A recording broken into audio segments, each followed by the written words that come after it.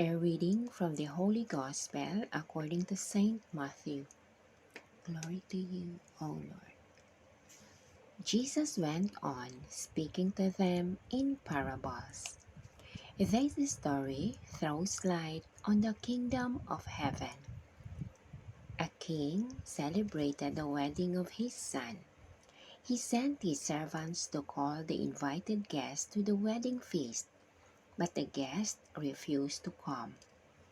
Again, he sent other servants, ordering them to say to the invited guests, "I have prepared a banquet, slaughtered my fattened calves and other animals, and now everything is ready.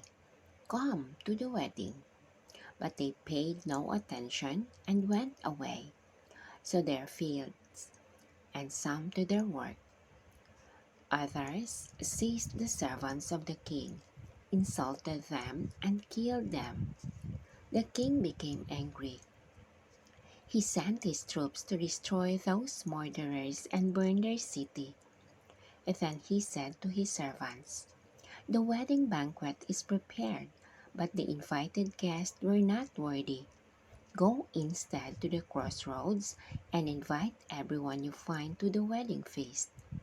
The servants went out at once into the streets and gathered everyone they found, good and bad alike, so that the, the hall was filled with guests.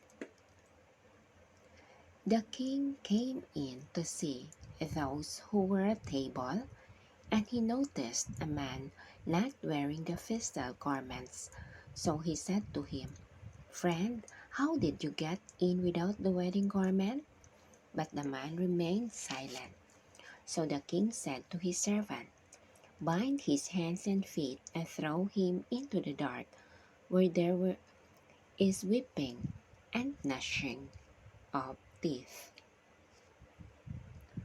Know that many are called, but few are chosen. The Gospel of the Lord. Praise to you, Lord Jesus Christ.